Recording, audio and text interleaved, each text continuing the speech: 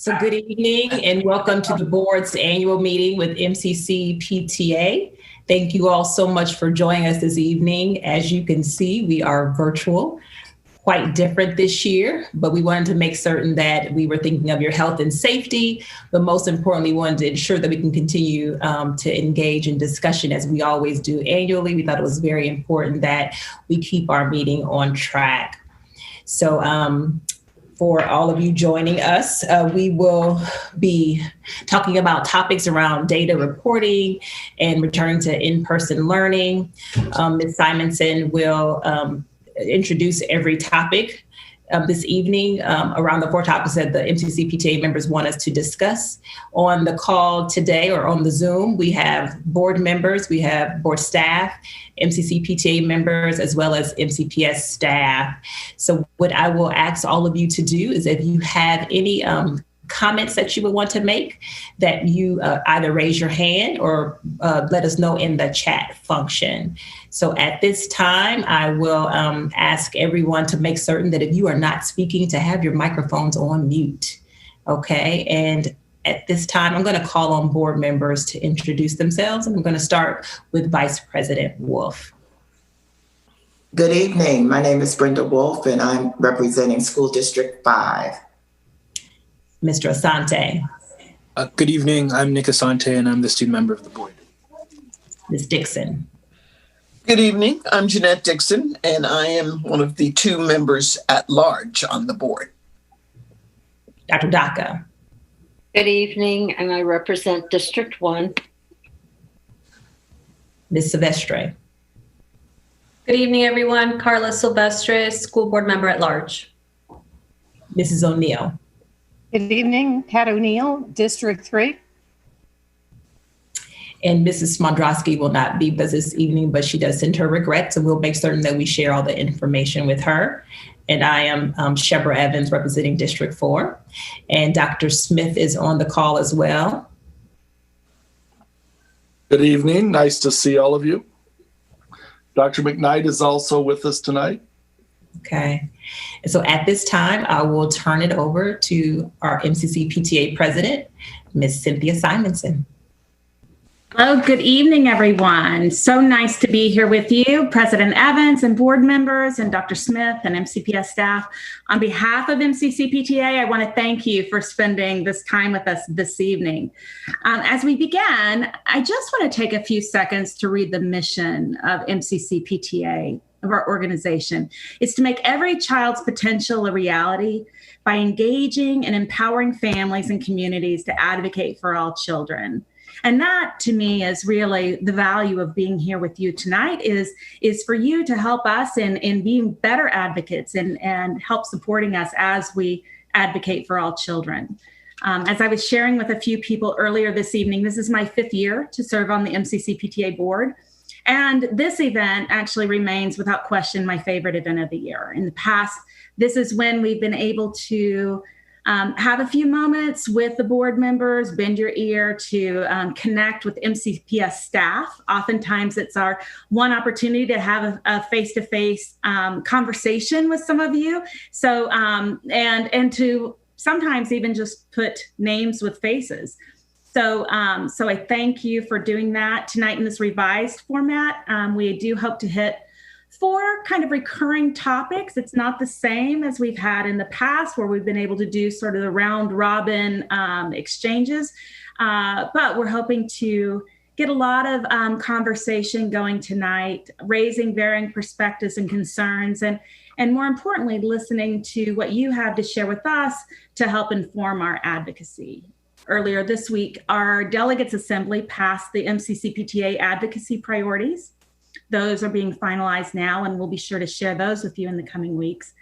But without delay, tonight we have about 30 board members, 30 of our almost 100 board members that are on the line tonight that would like to engage in conversation with you. And we wanted to start with data and reporting as the first topic. And when I think about data and reporting, and those of you who've been on the board for a while, you know, I've come before the board several times on this topic, but we kind of have two different things that we're talking about with data and reporting that continually come up within our board. And one is the data that is available, the data that comes out of the Office of Shared Accountability, that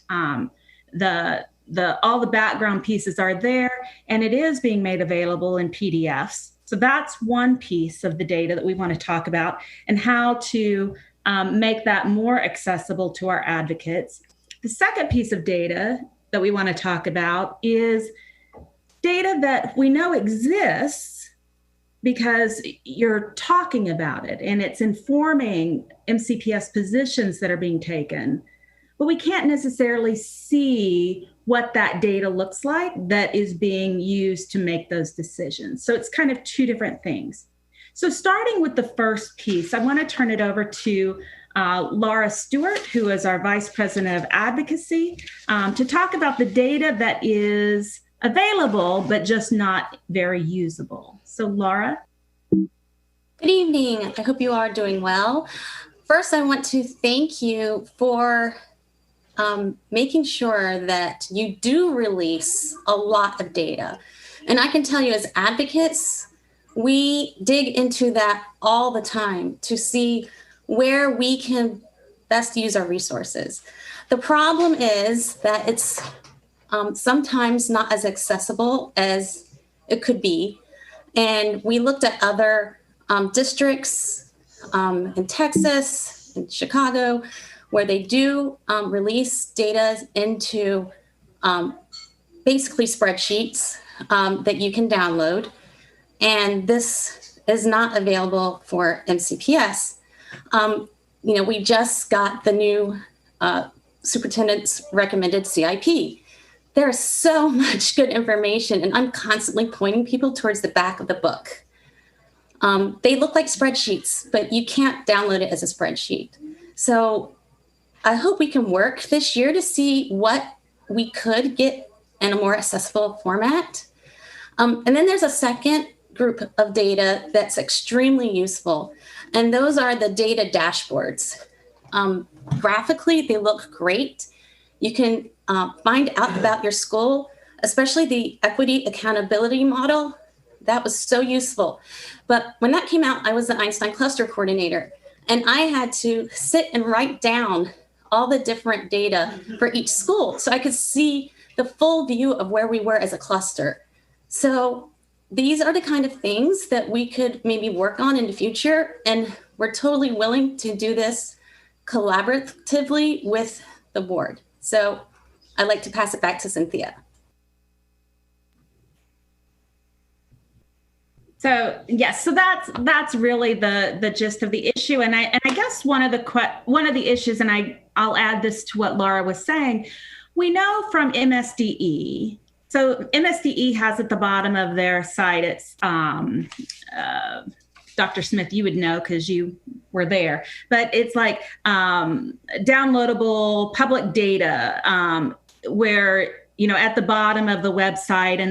And that's where you can get basically everything that MSDE is publishing. They also have it or most everything in an Excel file. And so when we look at things, and again, as advocates, we're looking at schools at a glance and security at a glance, the CIP materials, the AP/IB scores, all of these different things that, again, we're grateful that we have all of this data available. We just wish that when we went to use it, our very precious volunteer hours, we hate seeing those volunteer hours being spent rekeying data when we think that it's, in a building on Hungerford Ave. So one little thing I'd like to add is I know we were working on a school view, which will be a new tool. So I really hope that we could work with the Board of Education and MCPS to make that school view information as useful as possible. I think it's a great opportunity. So I don't know if you have some thoughts on that. So what we can do is, So what I failed to explain is that Ms. Simonson will introduce the topic, and then she will call on a MCCPTA member to chime in on that topic, and then we'll open up the floor to either MCPS staff and or board members to make a comment. So I don't know who wants to make a comment in reference to the data reporting, what Ms. Stewart just discussed. Dr. Smith? We can share a couple of things about that. We were in the middle of last year, we were working, and we've been talking with the officers of the MCCPTA about this. And you said, we still want schools at a glance, even though we're trying to move to something newer and more complex. And so we brought that back. The problem that we've faced is for now 7.5 months, we really haven't been working on it. And no one could have imagined when we started implementing a new student information system 3.5 years ago that it would be launched on July 1st, 2020, in the middle of the pandemic, and suddenly have a whole different role. But we have started again this fall working on the very issues that you're talking about, and we're going to continue to push our departments to make all of these tools work. We're going to continue to work on SchoolView, and our goal is to give people usable data that makes sense and that they can use. And one of the reasons that we haven't, and we've discussed this before, is haven't downloaded the Excel spreadsheets is because lots of them, some are downloadable, some are not. Some of it we have data in a lot of different places in MCPS, and we've come a long way in the last few years. We have still a ways to go, but we will certainly look at what we can put there, because I know the MSD system well, where they provide the park data and or I guess formerly the park, now it's the MCAP, although now it isn't being given right now, so we'll see what happens this spring. So, but we will continue to work on these things. They're all important, good things for all of us to work on together. And, we'll, when we meet next time, Cynthia, as officers with the chief of staff and me and Dr. McKnight and everybody, we'll give you an update that then you can share with everybody, or we can come to a meeting and share where we are on each of these things. That would be great. And I do want to acknowledge one of the things that, in fact, this was just last week where I asked for a follow-up to something that we had talked about in that officers meeting. And I think by instinct, the staff send us things in PDFs. And it literally took like one request for it to then be sent in an Excel file. But maybe just something for MCPS staff to consider is, if it is data-driven, delivering it and giving it to us in an Excel file, because then what we do is, the reason I wanted it in Excel is so that I could sort it by cluster to be able to refine it. It had to do with, meal sites, but to be able to see how those sites are going rather than having to rekey it. And absolutely. The staff was great. They really were, but it really is sort of a mindset of getting into usable data as opposed to just the stagnant. Absolutely. And we want the default to be that we send you whatever is the most usable data that we have. So we will continue to work on that. Also, to Ms. Stewart's point about sorting in places like the equity accountability model, we're going to continue to build those out, because it's our goal that you should be able to sort in any direction you want, across clusters, up and down, across elementary schools, however, because data is most useful when it causes us to ask questions. And the reason we ask questions is when we can see it from a variety of different perspectives. So it's our goal by the end of this year that those would all be we'd continue to extensively build them out. And the new student information system will help us do that to a great degree. All right. Thank you. Thank you for that.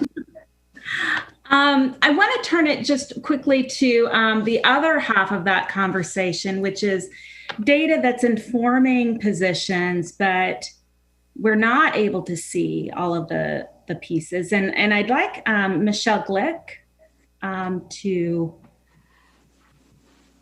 go into a little more detail here. Good evening, Dr. Smith, President Evans, and the rest of the board. It's nice to see you. This is my 10th year, I think, on the MCCPTA board, and I've been in the system for 14 years. And because of that, I have it's sort of a cumulative perspective on data, because there are a lot of data I've been looking at or trying to look at for a very long time. And when I think about unavailable data, I say there are two kinds of unavailable data. One is data that is there, it's on the website, but it's unfindable. It's often in PDFs that are in the board docs that can't be searched by topic, can't be found by name. The only way you can find it is if you know which meeting date it was introduced in. And if you don't have that piece of information, it's literally impossible to find it. And quite a lot of the data that I've worked with over the years has fallen into that category. I may have it because somebody sent it to me, but I can't easily point other people to it without actually sending them hard copies. And then there are data that I know must exist because you're making very important decisions, but they are not visible to the public at all. And in this place, I really want to maybe push a little on board members in your role as in your oversight role here, because these are data that are really important and they must be important to you as well. And yet as far as I can tell, they're not even being given to you, much less to the public. And you're our representatives as the publicly elected members of the board. I think these data that I look for and can't find usually have three features. One is they must exist unless the decision makers are making major decisions based on blind faith, and I really don't think you are. This is a data-driven system. We hear that all the time. Another is that those data are probably a little embarrassing. Either they reflect a reality that we're not happy with and are trying to change, or they don't really support the decision we want to take, and there is a bit of a leap of faith involved, and it comes down to having to justify that leap. And the third is those data often would shed lights on decisions that MCPS clearly believes in, but doesn't want to defend publicly for one reason or another.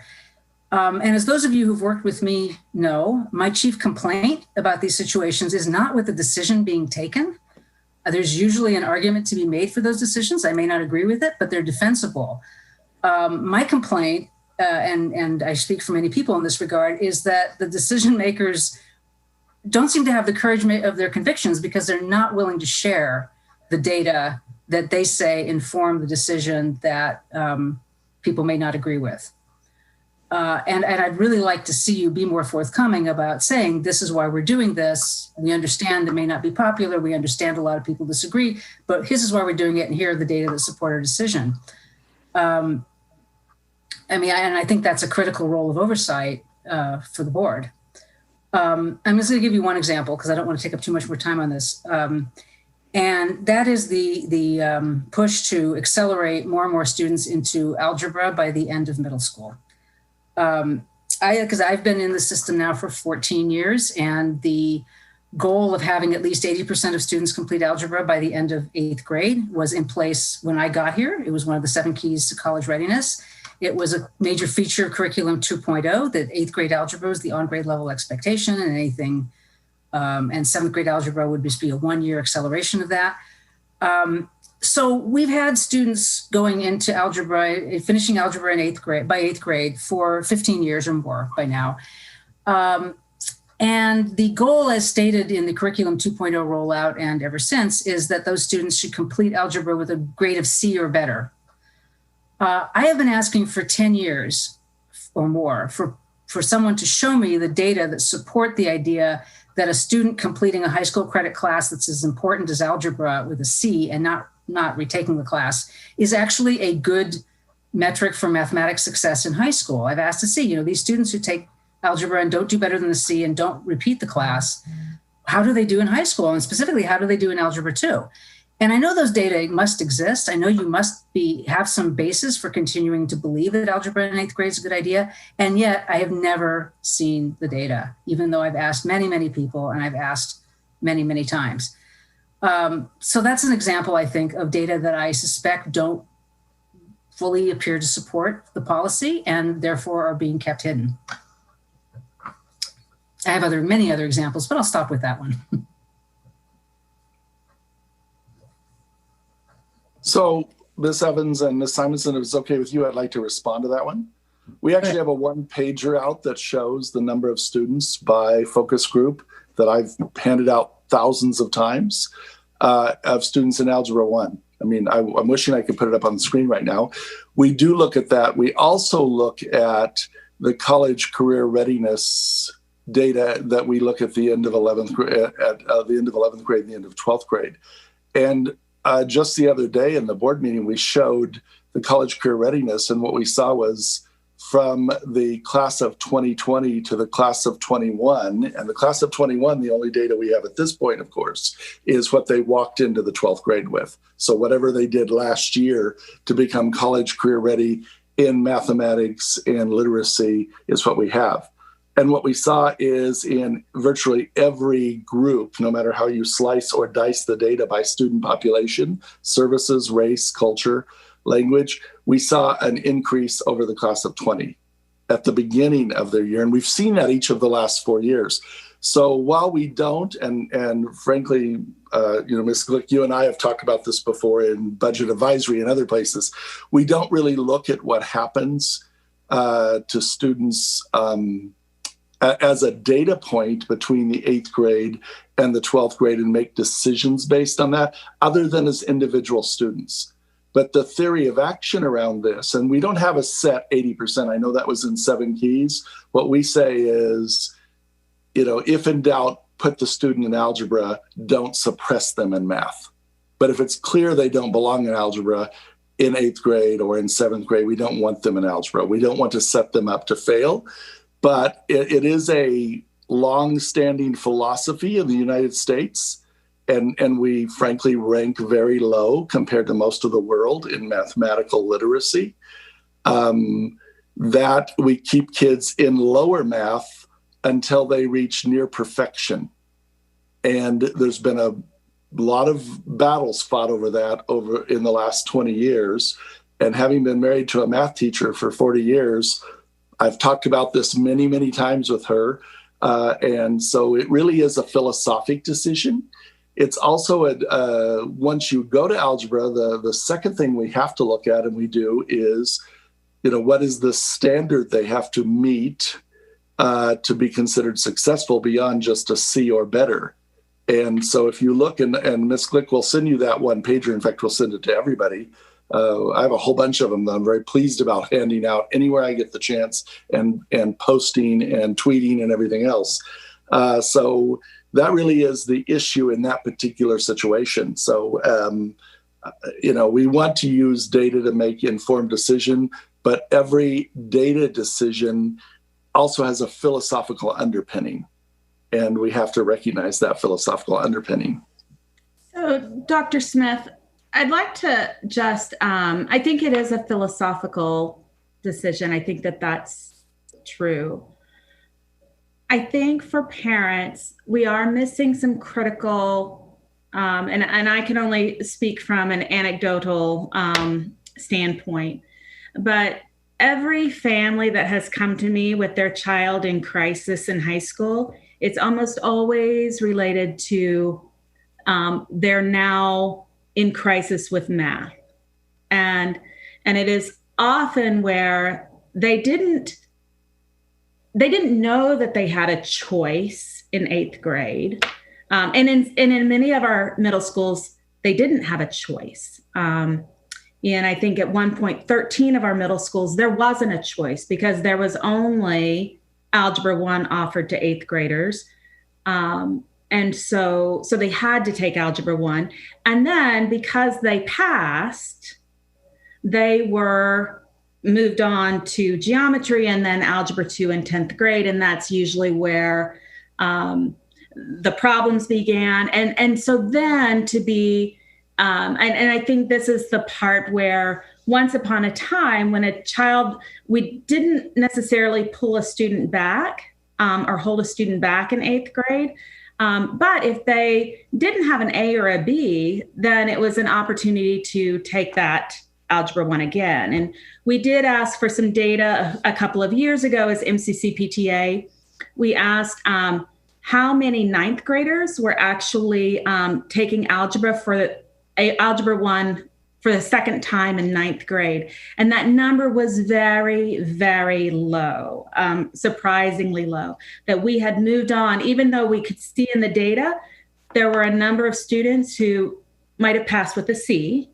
And in middle school, with all the supports that we have in place in our middle schools and the opportunity to spend your lunch hour with your math teacher and after school homework clubs and all the other things, the concern that was raised, and certainly we've raised it again and again, is about where does that choice, where does that deceleration, getting off that fast train, to ensure that a class as important as Algebra 1, like Michelle is talking about, looking at that data and being able to really see which students were actually successfully moving on that fast train, and where is there a choice that maybe families need to make in that decision.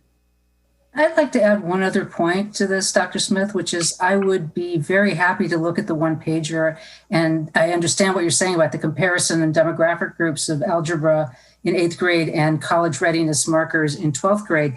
But that actually is not the data point I'm asking about. I'm not asking whether students who take algebra in 8th grade meet the college readiness marker, which I believe is completing Algebra 2 by 12th grade. What I'm asking is whether students who only earn a C, which to me indicates they really weren't ready for a high school credit class, or they didn't successfully complete it, whether they were ready to attempt it or not, how do they do in math going forward?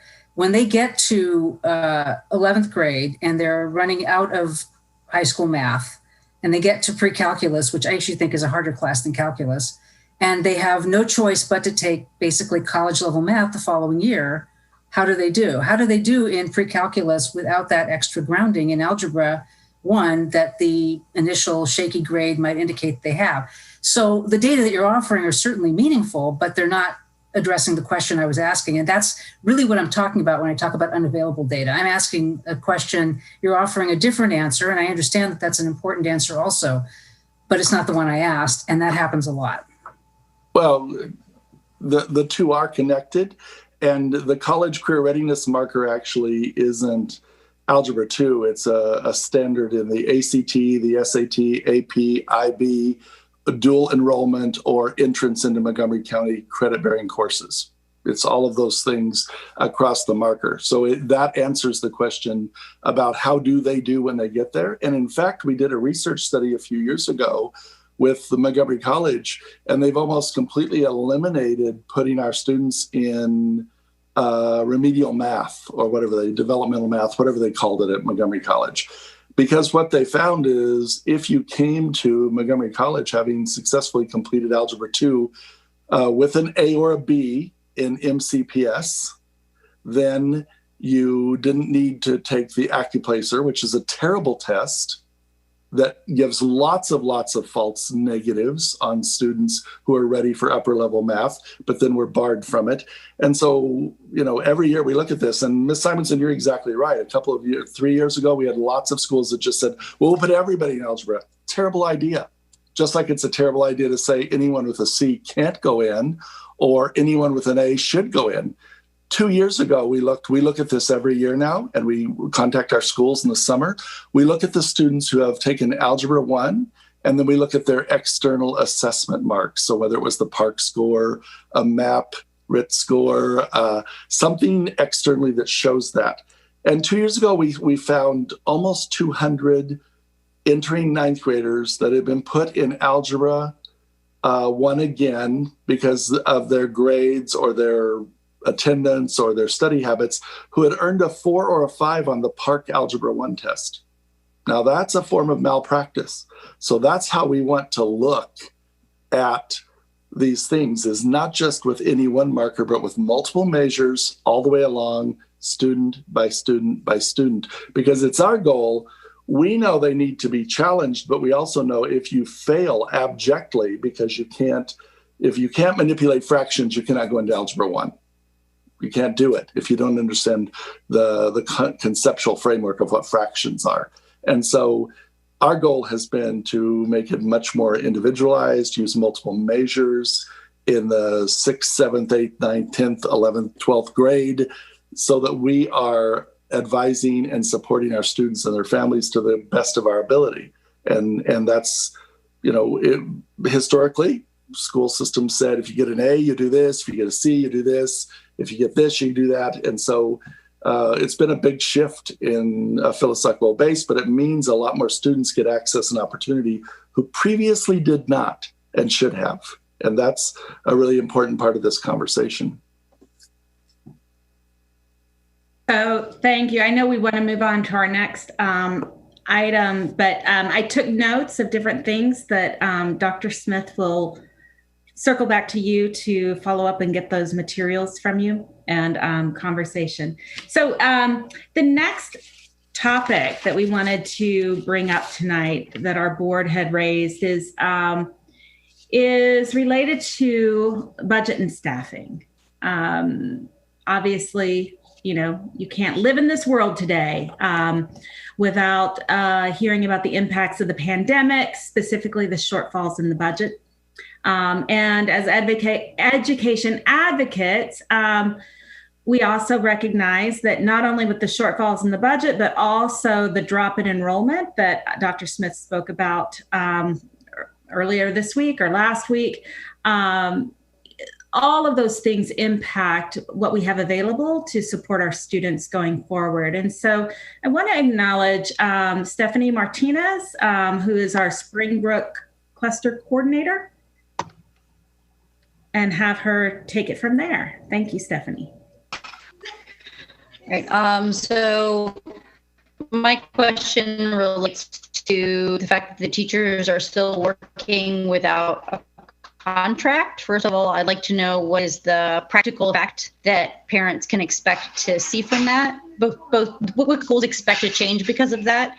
And also when we move to a hybrid model, which all the plans require more staff or moving staff from a position to another position, who's making those decisions?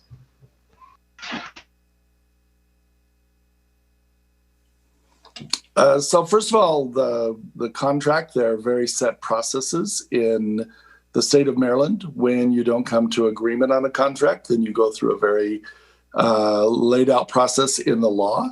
And that's where we are in that process right now with the MCEA is going through that process with the State Labor Relations Board.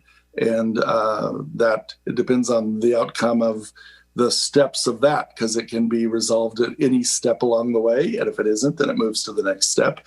And so it could be anywhere from a few days to a few weeks to a month or two in terms of resolving that. In terms of the budget, you're right. When we move to a system where we're offering both an all virtual platform and an in-school choice, and as we said at the board meeting the other day, the board is going to discuss on November 6th and November 10th some really specific details about how that will go per their resolution, which said at the end of first marking period, we will come back to them with recommendations and with information about how to move forward. So that's where we are. In about 10 days, we'll be at the end of first marking period. So in the 6th and the 10th, we will talk with them about that, and they will have some decisions to make and some advice to give and consultation.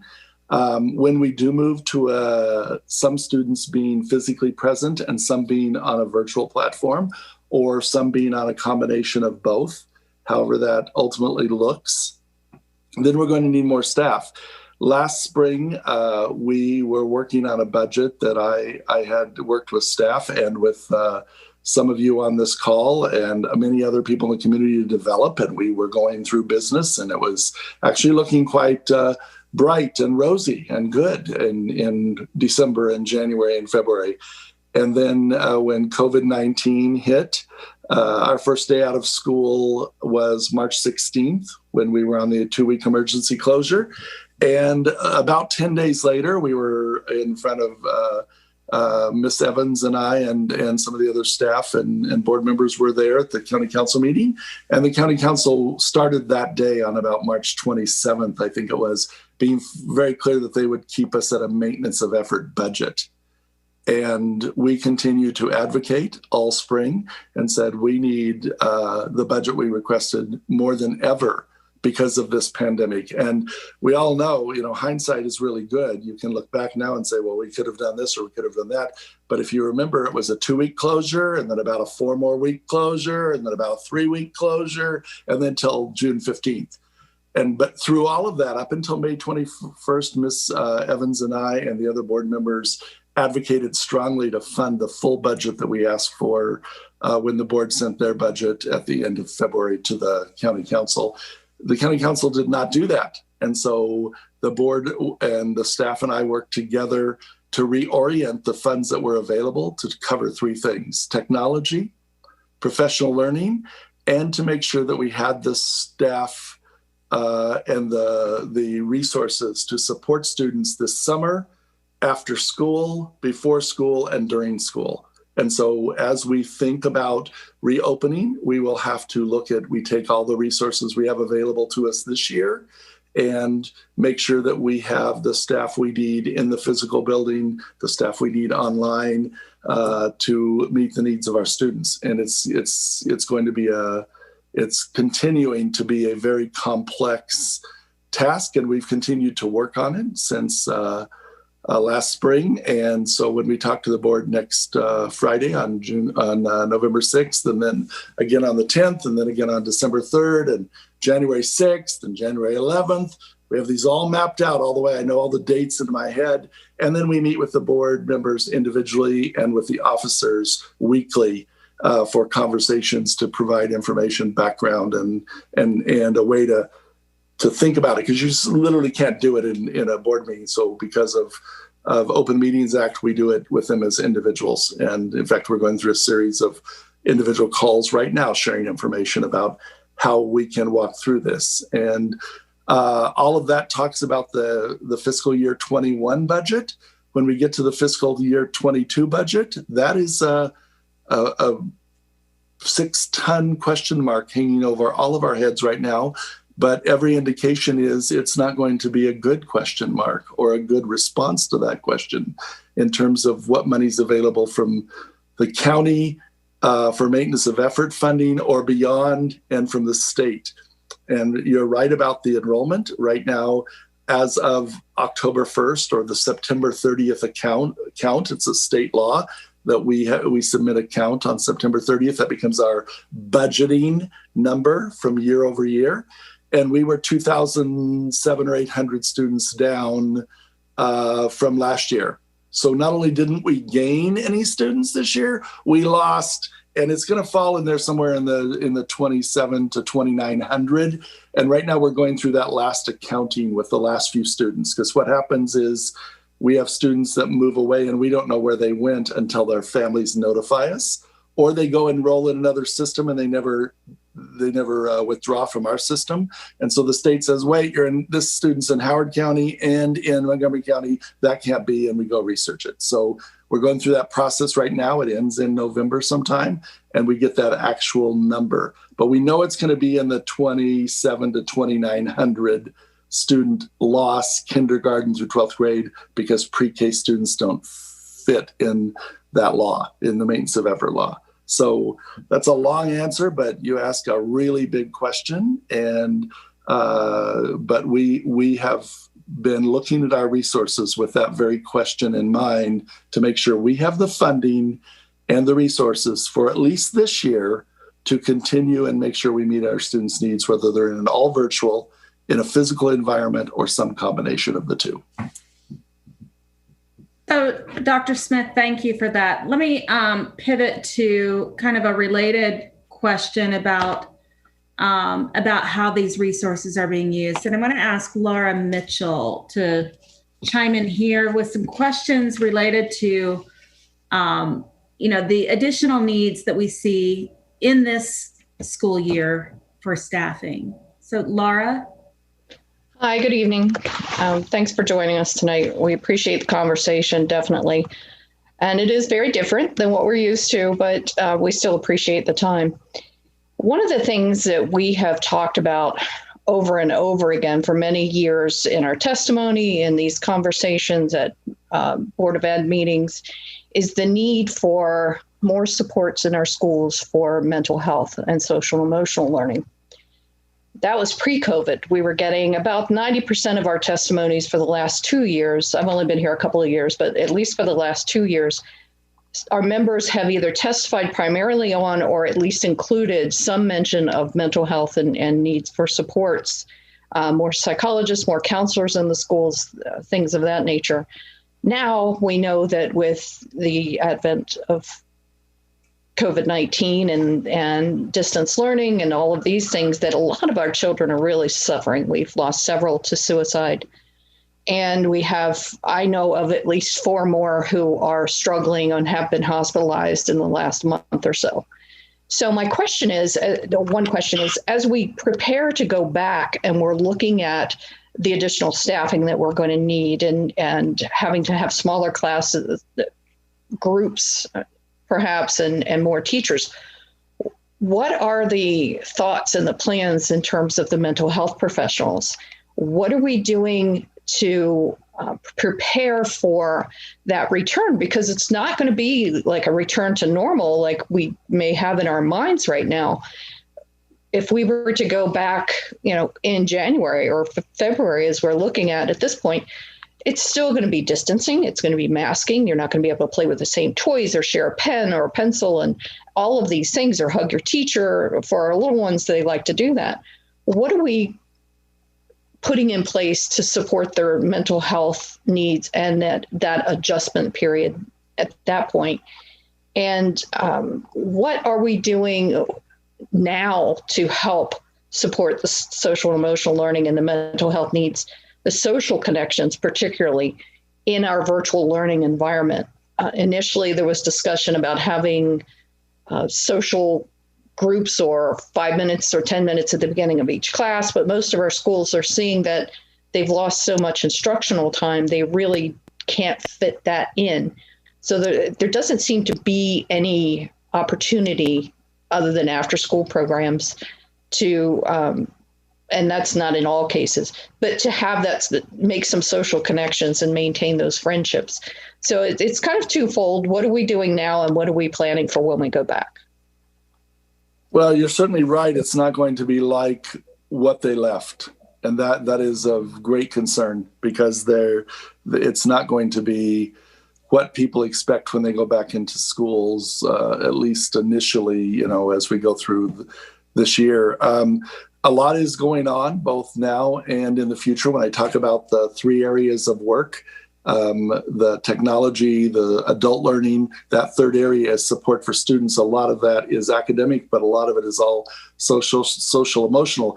And just because you don't want to listen to me talk all night, I'm going to ask Dr. McKnight, who has been deeply involved in this with the staff that she works every day, to pick that up and just share that and call on her staff members in whatever way that she thinks that makes sense. And so you can hear a different voice and talk to some other people. Thank you, Dr. Smith. And thank you, Ms. Mitchell, for asking that question. It's a great one. We were actually just in a meeting last week, just talking about that, planning for when students are able to return back into the buildings, acknowledging first that the workload and the actual emphasis that the counselors and others will play in supporting them is going to be significant. We think about our early learners, and it's like it's in kindergarten and first grade where they actually learn all those procedures. And we know in working with kids, it can only take a week, and then you got to start back, as if it never happened. And so those are definitely some things that we are planning for in terms of how do we redesign the work of the staff as they come back into the buildings to be able to provide that social emotional support for students, and planning for that now so that we have that complement component. And that will be a part of what we will be sharing as we talk about how to prepare for in-person, because one part is instruction, but the other part is the social emotional learning. We also are doing lots of activities, and I'm glad you brought up, Ms. Mitchell, that some schools are struggling with finding the time to do that, because that's an instructive point for us to make sure that we can support our schools to figure out how to find that balance. Because as we know, the instructional piece is just as important as the mental capacity of the student to be able to engage.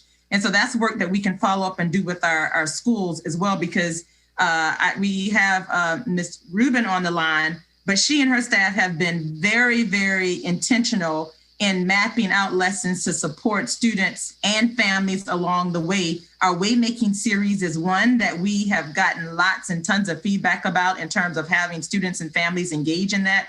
But the other part of is our Be Well 365 program. So that existed before the pandemic. And what we did was really redesign ways to implement Be Well 365 differently when we went to a virtual environment. Ms. Rubin, if you're on the line, please feel free I'll turn it over to you in just a second. But one part of us focusing on that was to intentionally say, how do we take all of these supports that we were putting in place for our students' social and emotional development and not stop, but continue in a virtual environment, but making it meaningful in a way that does get at the audience of K-5, middle schoolers, and high schoolers. So I'm going to turn it over to Ms. Rubin to speak some specifics about that. And then our ongoing collaboration, I have to say before I end, with the Department of Health and Human Services has also just been key. They have been partners with us as we have outlined ways that we engage families in meaningful ways, and knowing through our staff at the school who have been key in identifying, here are students who are struggling emotionally with being able to engage online for this period of time. And then being proactive with those well-being teams to reach out to those students and those families to identify what specific support is going to help them in a meaningful way. Because, you know, you may have 10 different students who are struggling in how they are managing the needs of a virtual environment, but they may need 10 different things. And so we need to be able to differentiate that. So I don't want to keep talking about this as I could, but I will turn it over to Ms. Rubin if there's anything I missed or you want to add any additional comments.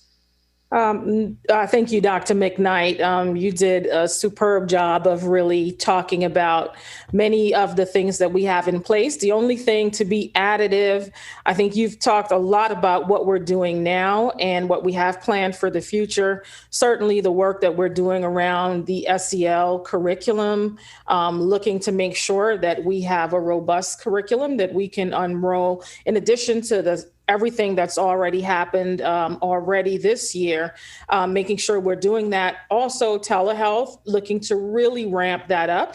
We have been able to engage in telehealth during a continuity of learning, as well as coming back to school. And that's been significant for us. We've received great feedback from our parent community and from our students more so about enjoying that opportunity to still be able to reach out to someone and process through some of the experiences that they're having as they're responding to all that's happening with the pandemic and other aspects of things in our society currently. So those are two important pieces. And certainly as we look to come back in whichever model, how we're supporting teachers and students and our staff members across the board has been added to that Be Well 365 umbrella in a very distinctive way. So I appreciate the opportunity to be able to add to what you've already stated. So I have a question. Is the telehealth only provided at the schools that have the wellness centers, or through the schools that have the wellness centers? Because that's the first I've heard of it. Actually, no. So counselors and school psychologists are able to meet with students and provide telehealth support. I see what you mean. Okay. And so the other thing that we were on the verge of launching, as you're probably aware, is the Laura, I hate to interrupt, but we want to move to our next agenda item, but okay. I'd encourage you to put that in the chat, and continue that string and capture that so that we can have adequate follow-up. So thank you. Ms. Simonson, can I just let Ms. Dixon jump in? She has her mic unmuted. I wanted to make certain that board members wanted to chime in. That they could do that. Absolutely. Right. Yeah. I think it would be useful because I'm surprised, to hear you say that you don't feel that, the schools have the time to do the CEL lessons. My understanding is that they begin every day with the social emotional learning piece.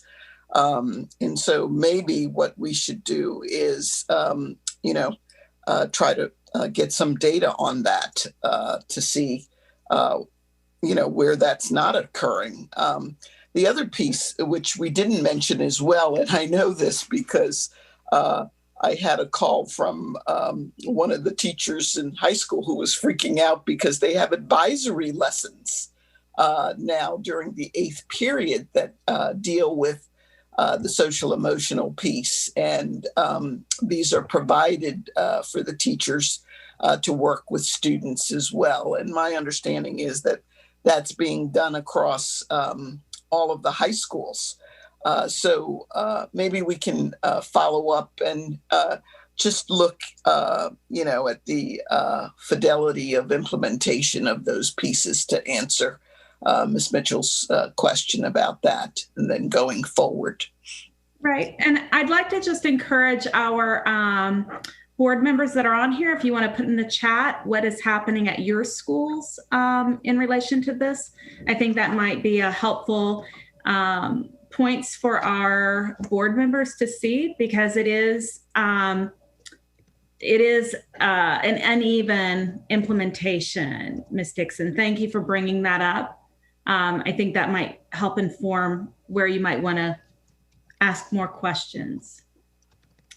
So the third thing on our agenda tonight is sort of it is the 800-pound gorilla, is the return to in-person learning. And it was interesting for me in our September meeting that we had with Dr. Smith. Dr. Smith, you might remember saying this. I was, my ears perked up when you said it would take 5 board members voting to return students to classrooms, for us to move back into that. And certainly we know the board would be following lots of indicators, but I want to turn the next question over to, I know we have lots of doctors on the line tonight, but we might only have one medical doctor, and that is our own Rochelle Fink, Dr. Fink, who is our Vice President of Administration for MCCPTA. That's very kind of you. Thank you, Cynthia. And although I have to say I do know of another doctor that's here, but thank you for turning it over to me right now. Anyhow, I saw the statistics that you put out recently. And I saw the statistics that you put out recently, and they said a 14-day average test positivity positive rate less than 5% and a 14-day average new case rate per 100% residents. I had a few follow-up questions for that. First of all, who is the one that made the decision that that was going to be the phased-in return to in-person instruction? I asked for a few reasons. First of all, I did notice in the state's plan that we actually are a 14-day average test positivity rate about 2 to 3%. And therefore, it looks like under the state's plan, we would actually should be in school or at least have some kind of a hybrid model. So I found that confusing. I think also what confuses me is that the positivity rate is not an indication of hospitalization, morbidity, and mortality. It's nothing more than a positivity rate. It doesn't provide any health outcomes associated with it. And even when we look at the positivity rate, the 14-day moving average and other things like that for the county, it isn't broken down by who is it that is getting the morbidity, mortality, and the hospitalization. For example, if we're looking at a predominantly elderly population, which for the most part in this disease we are, that is not necessarily the demographics of our population, either the students or the teachers. We do have some teachers that might be hitting the elderly part of the spectrum, but I dare say that most likely the vast majority are not. And therefore, I don't understand the generalizability of the morbidity and the mortality and even the case incidence rate to our population. And so that if somebody can answer that, I'd appreciate it, or at least who is the one that determines that answer would be helpful. And then finally, if in fact we do reach the numbers where we are in fact right now, we have reached those numbers, Who determines whether or not the kids can go to school? And also, are there other criteria that keep the kids from going to school? Because clearly they are. Our kids aren't in school today, and we have met those numbers. Thank you.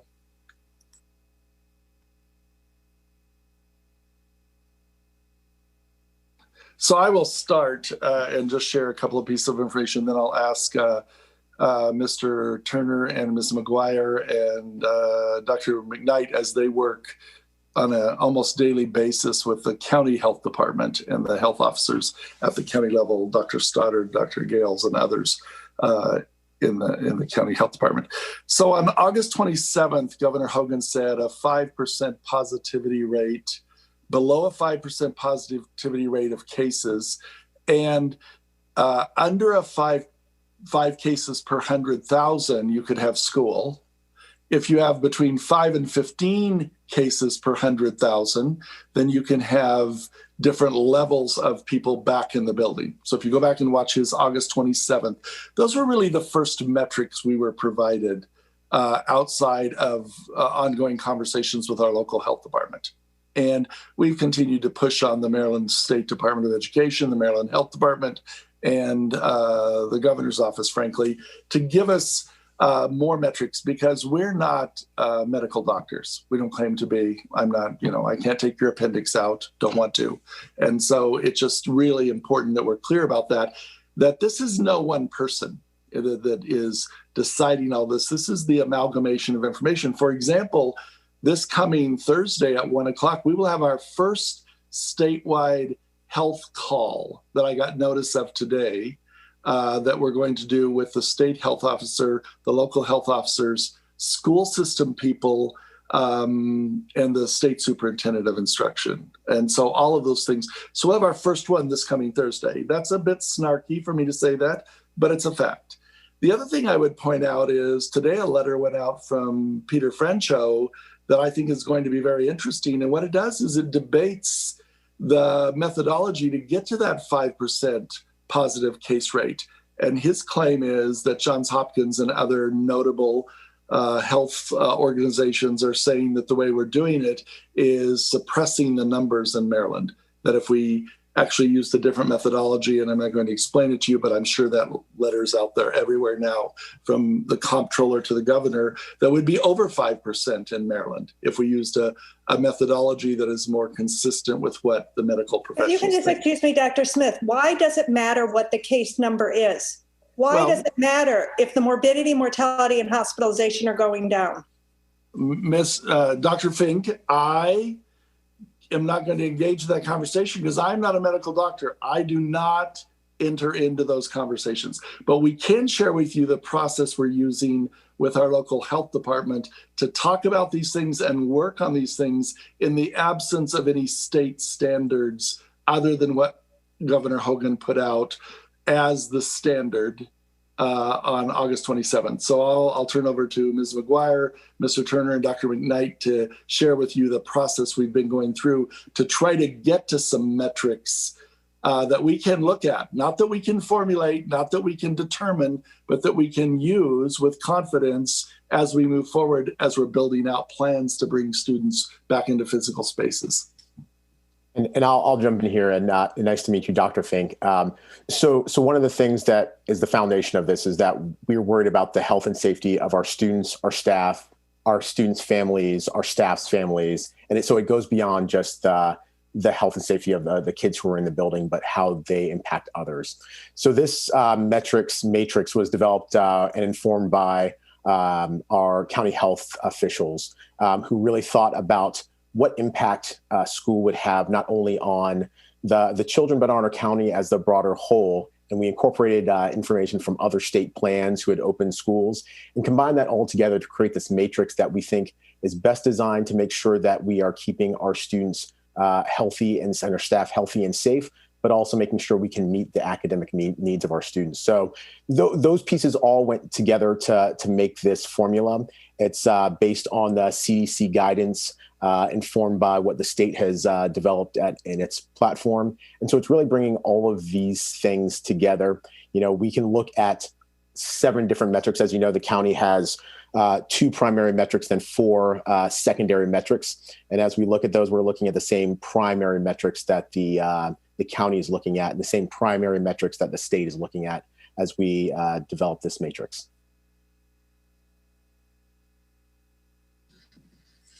Thank you, Mr. Turner. And I just want to add, we are not medical doctors, but what we do is make a commitment to collaborate with those who have much experience with this.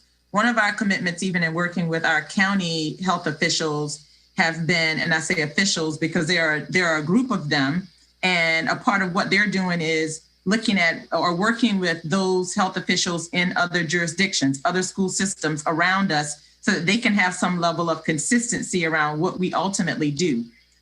We were just in a call last weekend discussing, I think it was Dorchester County in Maryland that had to close. And so we, as we learn about what's happening in all these other spaces, we want those things to be taken into consideration in terms of what our plan is. So when we are able to bring our students back into in-person instruction, we're doing it informing our community of what it will look like, what happens if things change, and then exactly what we will have to do to ensure that our students are still getting instruction if they're in the building and anything changes when we bring them back, or if, how we'll handle those different situations. And I mean, even when it comes down to outbreaks and things like that, we're a part of an education mission for the county in which we also collaborate with our private schools as well.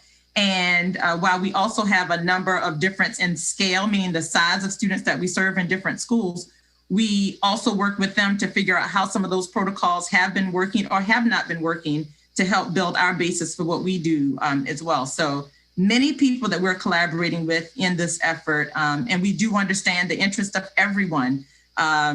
It's definitely a process that I'll continue to say is one that's very collaborative. And this right, is because I guess, what I'm also interested in are unintended consequences, which is something we look at. I work for the federal government, and that we're very interested in unintended consequences. And what I'm noticing here is that we're going to have a large educational gap, especially in the socioeconomically disadvantaged students. I even know in the what we might call economically advantaged students, they sit in their room all day and their parents have to work. So there's going to be a huge educational gap that we're going to have to deal with. There are large mental health problems. In the Whitman district, we've had 1 suicide. I'm sure that there have been suicides in other areas too. That's not to say bipolar, schizophrenia, depression, et cetera, not just with the children, but with the parents at home. The autistic children are getting no services. I know of women that have had to give up their jobs so that they can now stay home with their children. I know of divorces that are happening because of all of this. There's lack of preventative care. Children are not getting vaccines. Parents are getting diagnosed in stage 3 and stage 4 of cancer. The Wall Street Journal just wrote about that because they're too afraid to go to the doctor. There's also a lot of abused children because the children who would come to school every day, maybe a teacher would see a bruise on their face, maybe they'd see a bruise on their arm, and now we're finding them, my friends are finding them in the emergency rooms with broken bones and unconscious. So yes, I am concerned. I know that COVID is a problem, but we have all of these other problems that are really, if I may say, destroying our society. They're hurting our children. This has been going on way too long. And I think we also need to look in that when we look to make our decisions. So I'd like to break in here. I think the points that Dr. Fink is making are widespread. I think many of us have heard that in lots of other settings. I think one of the things that might help us in our advocacy. I think many of our parents are, kind of expecting the board, open the schools, do this thing, when really we need to shift our advocacy. If what the school system is doing is simply looking at somebody else's information, then that's where we need to perhaps direct our focus, because that's where the real decision is being made, right? About whether we're going to open or not, when we're going to open, and what those numbers mean. Is that accurate? Well, we would like a more complete set of measures. We've made that clear since last June with the state. And in the absence of those more complete measures, we have worked with our health department to try to come up with those, and we're formulating those. We showed some at the board meeting on Monday, really for the first time, beyond just the 2 measures that the governor put out there. Right. I will tell you that the state board addressed this on Monday and Tuesday of this week, and they're going to gather a whole bunch of information. Once again, they're doing this at the end of October. And so on November 6th, we intend to have a very detailed conversation with the board about what we need to do to get students back into schools, and then continue to work with our health department and our health officials to make sure that within what we need to do, we have the context of whatever matrix that are agreed upon to use, whatever metrics are agreed upon to use. We've been saying matrix around here, and so I get tongue-tied, sorry. But yeah. It's, so we're gonna continue to do that, but everybody's gonna have a lot more information next Friday. Ms. Simonson, I emailed you Mr. Francho's letter, so you can. I expect that's going to cause a whole bunch of things to blow up in the next few days, and a lot of people are going to assume a lot of different positions on all sides of this question. And I would just say very respectfully, because I know this is a hard, tense time. It's happening to all of those of us on the board and in the school system too. We all have. You know, I said to the board the other day, my spouse of 41 years is living in Maine most of the time to take care of my 2.5-year-old grandson who has a massive heart problem and cannot be outside or exposed to anything, let alone COVID-19. So I understand it on a very personal level. And that's why we just have to continue to work together and inform. But any advocacy you can do to get a statewide set of standards around what makes sense to open schools would be greatly appreciated. Thank you. So I want to allow just a minute or two for Bridget Howe, a related question to the return to school. Bridget? Yep, here I am. All right. Thank you so much for the opportunity to have this conversation. It's really enlightening. And so, Dr. Smith, you mentioned that the board is getting a presentation on November 6th. We've heard all of you speak to the fact about all the work that's happening behind the scenes to work on reopening. What does it look like? What are the measures? What can we do to support children, whether we're virtual, they're there physically, either, or in a hybrid? I think one of the challenges, though, is that without clear communications to MCPS stakeholders about what is being discussed, what plans are being made, where we are in progress on making those plans, what the hopes for the timeline are, the stakeholders fear the worst. And we're starting to see that. When communications aren't as robust as they could be, an environment's created that allows rumors to fly back and forth. It creates a distrust of motivations, and parental and student anxiety, which is high for many external reasons, gets even higher because of uncertainty and a lack of clarity. A lot of the concern, I believe, would be eased if communications were designed to strategically communicate progress. I think over the summer, one of the great things that happened was the College Gardens tour, because it showed our stakeholders, here is what the future might look like. And we know that with the time that we've had building service workers and other workers in the schools, we have kids in a bunch of our schools. I think one of the communications things that could be beneficial would be showing what progress is being made and reporting on it. How many hallways have one-way arrows? How many classrooms have been modified to be socially distant? How many HVAC filters have been changed? All of those things, and even just a tracking number. We have X number of filters that we need to change, and we've done 75 of them, and I'm just making that number up. All of that to say, and you've heard me talk endlessly about the challenges of communicating with stakeholders, not just in this meeting, but in many other meetings. All of that to say, we as MCCPTA can be partners in helping this communication. So I'd love to hear your perspective on what are the barriers to really transparent communication, and how can we collaborate with you to improve the communications and community engagement around reopening? I'll start that. Smith. Please go ahead, Dr. McKnight. If you wanted to add. And thank you, Ms. Howell, for raising that. I will start with I'll start first by thanking you for sharing that perspective and talking about how this is an opportunity for partnership. And I actually wrote down some of what you said. And after this meeting, we'll talk more about what that can look like. So I appreciate that. I will share with you, one of the barriers is, and as you all can see, we plan and we plan. And then when we want to come out and share the information, something changes. And this is literally one of the biggest issues we've had with managing COVID-19. As you can even see, we experienced this as a community with announcement about graduation. When we experienced this again right before school started. We experienced it last week when the CDC guidelines changed in terms of what the interaction should be like in the space and the time limit for people. So that is a real challenge, because what it does is it stops us from saying, okay, for what we think we have planned, now we have to go back and make adjustments based on that. And then if we go ahead and share the information, then it's like you pull it back, and then people left saying, well, what are we doing?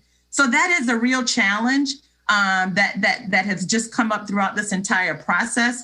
But as you've stated, as we think about what the things that we are doing and how that's helping us towards what we want to do to make progress moving forward, we can definitely talk more about how we can do that and put that information out to at least let you know what we're doing along the way to help support. Because you're right, we don't want people to fill in the blanks of what it could be, because there are many possibilities.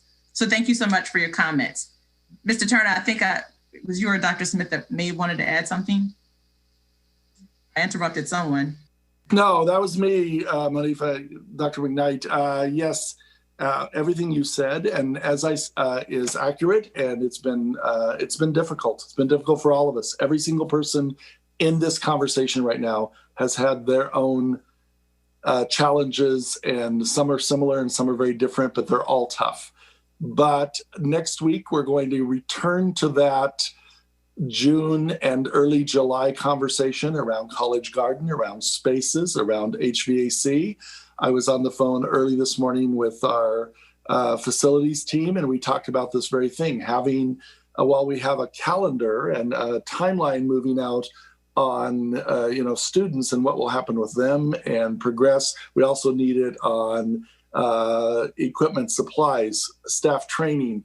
And we have it internally. What we want to do is create it so we can share it with the community and the board next week, so that as we go through the coming weeks, that people will know this is what we're headed toward, and we're going to do our best to get there.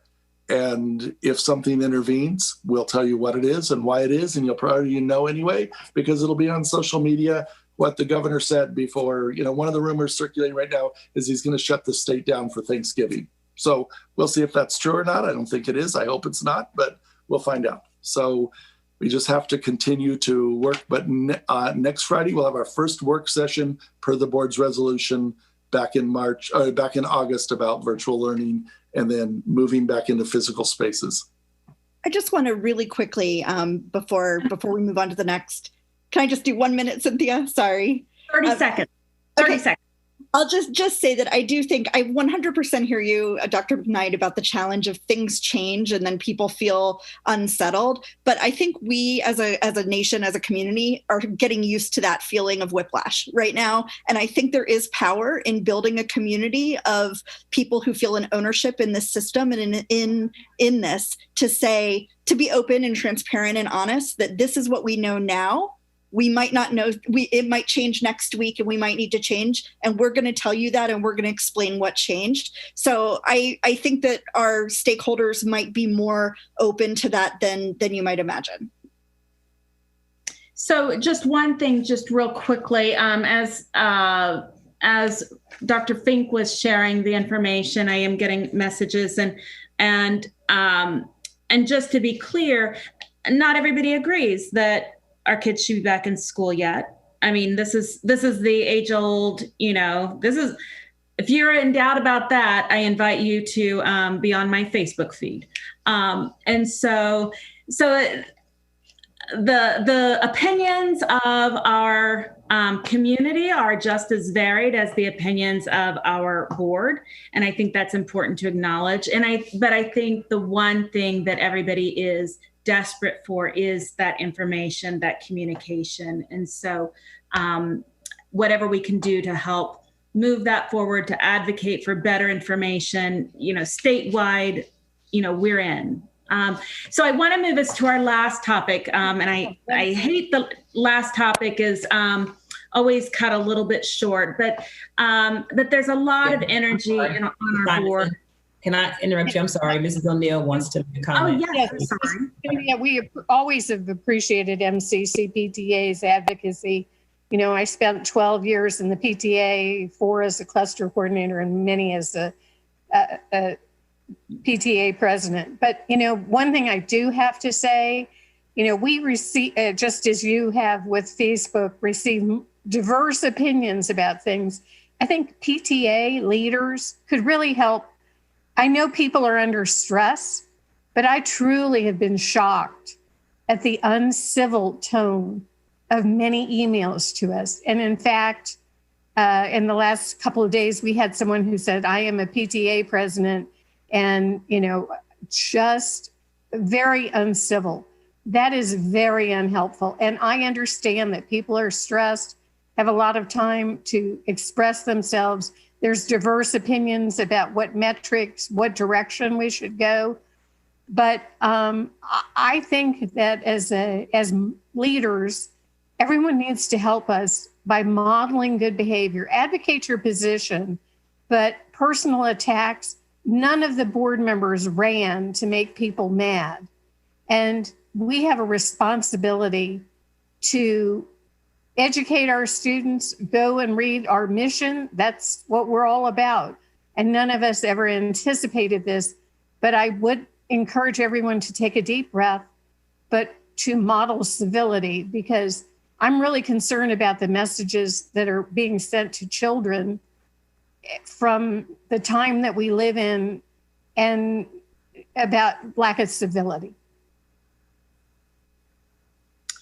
Well, you won't hear any disagreement from us. It's a conversation we have too, and so noted. Thank you.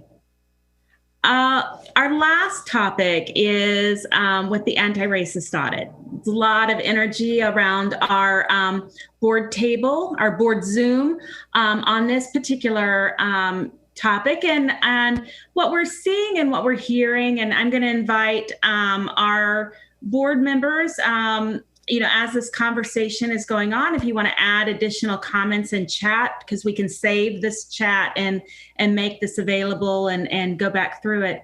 But gaps in the understanding about the purpose of the anti-racist audit, I think there's some of that. And also just uncertainty around the consultants being selected. And I want to ask Yegis Cohen, my friend Yegis, who is one of our cluster coordinators from the Whitman cluster, to kind of follow up on this topic with a question. Thank you, Cynthia. And thank you to the board and MCPS for your time this evening and for your strong and demonstrated commitment to providing and promoting equitable learning environments and addressing the inequities in our system to ensure that all students at MCPS receive a rigorous education. I guess the anti-racist audit and the boundary analysis, for that matter, are important pieces of this puzzle. And at this stage, not only do we understand that there are huge fiscal constraints, but we are the 10th largest school system in the nation, and we have an incredibly diverse population. But we also are very fortunate to live in an area and a community that is at the heart of many of the industries that play into all of these things. And I guess I heard Dr. Smith talk about Johns Hopkins and Dr. McKnight talking about MCPS's commitment to working with the county health officials and other health institutions across the county. And I was wondering whether MCPS has given any thought to working in public-private partnerships with some of these institutions in order to leverage the resources that we have. I know that, for example, the North Carolina public school system is working with Duke to come up with, I guess, metrics for reopening. I wonder whether we couldn't extend that also to the anti-racist audit and to the boundary analysis. I think those public-private partnerships would be helpful in not only saving money, but also just leveraging the potential that we have in our community. So speaking about the anti-racist audit, we actually are engaged in a public-private national group that we applied to belong to. And it's around, the boundary analysis is just that. It's a study. And nothing will come out of it except information that can shape and influence future conversations around redistricting or how we use buildings, how we populate schools. But we are engaged, and this touches both the anti-racist audit and it touches the boundary analysis, with a group that was just formed by the New Century Foundation, the Bridges organization. So Derek, do you want to talk a little bit about what our engagement with them is to try and learn together so we are not always just reinventing the wheel and spending money? That's right. So we're involved in a partnership with 50 other jurisdictions across the country, from New York City to Miami to Howard County, all working together to talk about how boundaries affect students and how housing affects students and those intersections. And we've had this great kickoff meeting just 2 weeks ago, really sharing ideas and best practices. And we're part of this collaboration for the next 2 years so that we can build on each other's knowledge and strengths. They've actually reviewed our new Boundary Explorer tool and thinking about potentially adopting it for their other purposes. And we're getting all of their feedback from their work around really thinking about ensuring that there is greater understanding of how boundaries and intersection with utilization and diversity play in our system, in our schools. And there's one other part I'd like to add in terms of the anti-racist audit. This whole process has been quite an informative one, because there's certain things that people look at from Montgomery County Public Schools that makes, quite frankly, people look at us as champions in some way. One, because of our size. Secondly, because of the scale and diversity that exists within our school system. One part of the audit is to further map out what is the action that has to be taken to help transform the culture of our system. And for many reasons that we've already stated in this conversation, things that have happened during the pandemic, post the pandemic, all of those things are going to impact the conditions in which we set for our students now and when they are able to return. And if we had that in the way that we needed it, we wouldn't have conversations around things that we still see as primary examples of spaces in which we have to look at our work differently. I wrote down a couple of examples. Actually, we were here tonight, we were talking about, there was an example given about students, Dr. Smith actually spoke about this, and we learned this in looking at our data and saying that there were students who met the standard on our PART assessments, and somehow through a process of recommendation for them to be able to take higher level math classes, they weren't. And the data shows us for certain groups of students, it's those same students over and over again. That's one. There are many things that we look at, and we can look at data over time that says we can put practices in place, but in between those practices, there are thousands and thousands and thousands of people who have to implement it, from our teachers to our principals to our supporting services staff. And so we've heard from them, we've seen from our children, and we also hear it from our community members. We have got to look at how we institutionalize our equity and achievement framework to a meaningful condition in Montgomery County that actually makes this change. And yes, we are actually going to be engaging a lot of our local universities, and because many have reached out to us saying, this is not work places have done, and they want to be a part of it, and we've invited them to be a part of the study. But we also have to look at the fact that the really important part for us to really do a deep analysis of our practices, our policies, our implementation of the work, our student success or not success, that does require an unbiased perspective. And sometimes, as you know, when you're in it, your perspective can be and is biased. And so to have those perspectives exist in a way to really help us look at our work is required when we're looking at all those areas in the audit that really look at work conditions for the staff, school conditions for our students. They've shown us over the spring, even during COVID, how there's still much work around race and culture and acceptance, all of those things that still very much exist and get in the way of their learning. And so how do we make progress in those areas to help move our system to the next level? And so that's the basis of the audit. And so a part of why we have to make sure we include some outside perspective to help us truly analyze that is going to be critical.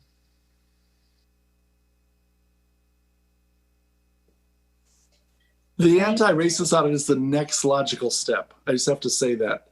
When we have the data, and we now have a lot of data, and we're making it ever more available, and we're doing a better job of making it be the foundation for questions, it's the next logical step then for us to ask ourselves as a school organization, what are you doing that is enhancing a student's experience?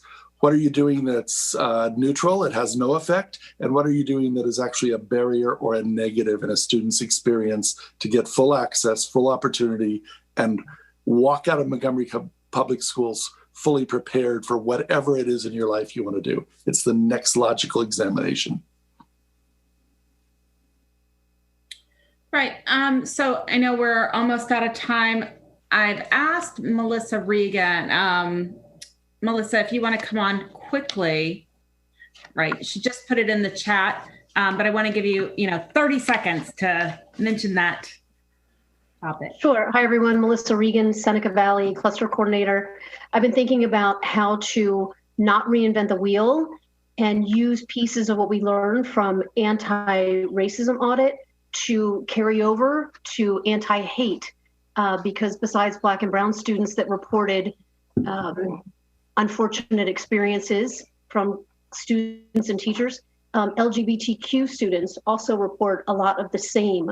I also know that there have been some like swastika symbols and religious, anti-religious experiences as well. And so I don't want to co-opt or take away from anti-racism audit. I think that has priority, but I would also like to maybe apply some of the programs or principles or lessons or those thousands of people that we want to help change a culture. I would like to broaden that if possible to address some of the other areas of hate that unfortunately students report. Absolutely, Ms. Reagan. I just wanted to say, yes, it is the same work. I think when we talk about anti-racism, people say, well, yes, this is about race. But in that context of it, it really gets down to how are there biases that exist? And exactly what you just said is all about bias that is encompassing in so many different ways to many different groups. And so that is definitely a significant part of the work. And it also attaches on to what you said, the hate and bias. If you remember, I think it was in February, we all kind of forget all these things. COVID did this to our brains and our minds and our memory. I don't know what we're going to do. But before we were having those very discussions about what are we going to do about having an anti-hate environment, because we had so many examples of that blistering and bubbling up in our community. So I'm glad you brought that up, because that is definitely a part of this work, because it is about having every schoolhouse, every working space with MCPS-1 that offers the well-being and comfort that is inclusive and accepting and supportive, so that our employees can thrive in their work to then support our students to be their best selves academically and socially. So thank you for raising that. You are absolutely right. Thank you. Thank you. Thank you. And so I'll say my thank yous and then turn it back over to President Evans. But I want to thank all of you for coming. I can't wait until we're all in the same room again so we can have all of these more informal exchanges rather than having to do the one at a time. I'm glad that people took advantage of chat. I think there's a lot of good information in there. I just saved the chat, and I encourage you to do that too. And I want to thank our board members and the MCPS staff for meeting with our board tonight. It really is like I said before, it's my favorite night of the year with you all. So thank you. And President Evans. Yes, I'll be short and sweet. It's always a pleasure, always an engaging conversation, never enough time. If Ms. Simonson can get us a copy of the chat, of the questions in the chat, we would love that to make certain that, every question was responded to, but just for us to have it for our records be very great. So just ask you all to continue to remain safe and stay healthy. And thank you for your advocacy. We need you, so keep doing it. And until the next time, you all take care and have a good night. Thanks. Thank you, everyone.